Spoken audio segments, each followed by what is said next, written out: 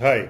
So Donald Trump is meeting President Putin in Alaska on 15th of August, and I think there will be a ceasefire now. Already reports are there that Trump has actually uh, towed the line of Vladimir Putin on various things like territorial concessions, like neutrality of Ukraine vis-a-vis NATO and phased approaches, everything.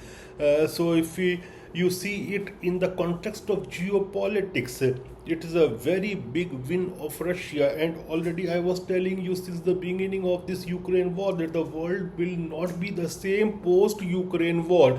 So you can say a world order is turning in front of our eyes, and there are reports that Putin require Ukraine to withdraw its forces from entire Donetsk and Luhansk region. And you should not forget that Russia has officially annexed this area and made it its own sovereign territory.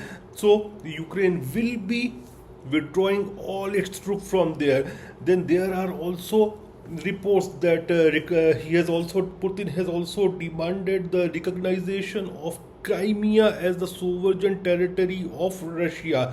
Already Russia accepts via its parliamentary procedure that it is their sovereign territory, if I'm not wrong. I'm sure about Donetsk and Luhansk. So there are territorial concessions to be given to Vladimir Putin.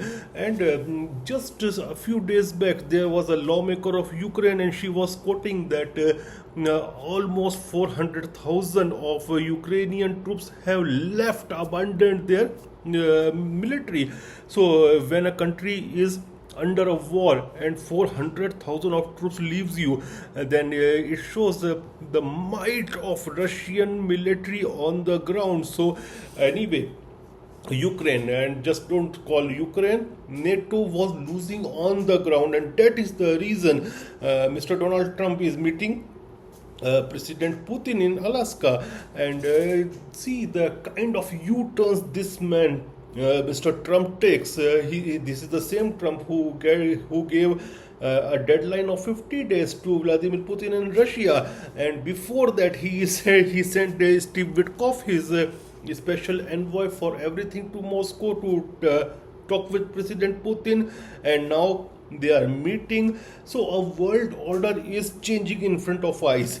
And even when it comes to India now, when if it will be decided between the two countries, America and Russia, that Russian oil can be exported or imported to anywhere and by anybody, then I don't think that those sanctions of America will be applicable even on India. And anyway, India is taking a firm step, and whosoever takes a firm step, United States chicken out. So people call United States, especially Trump techo. Trump always chicken out. Even in when it comes to India, it will be done. You will see in front of your eyes that what my analysis is. It is correct that Trump will chicken out even on the tariffs of on India, because India is not backing from its strength, and India is firm on its stance right now. So once a country decide to face America, to face Trump, then things changes. We saw the same thing in case of Iran as well. What all language Mr. Trump was using against Ayatollah Khomeini, and now those languages are not coming because they were looking in their eyes, and same thing India is doing, looking directly in the eyes of Trump, and that is making a difference. But as far as the India-US relationship is concerned, we will remain strategic partners with United States of America, but lost all the works of 20-25 years because now Indians won't trust Americans. That is the biggest loss Mr. Trump has given to Americans. And India is the biggest democracy in the world, a great power, and it was good that both these countries would have worked together. We will continue to work with the United States, but I don't think that now that trust will come, because already there was a lot of anti-Americanism in India, at least in our generation, because since our birth, we used to see that Americans were backing Pakistan, and now again they are doing the same thing, and they are talking all type of nonsense vis-a-vis India.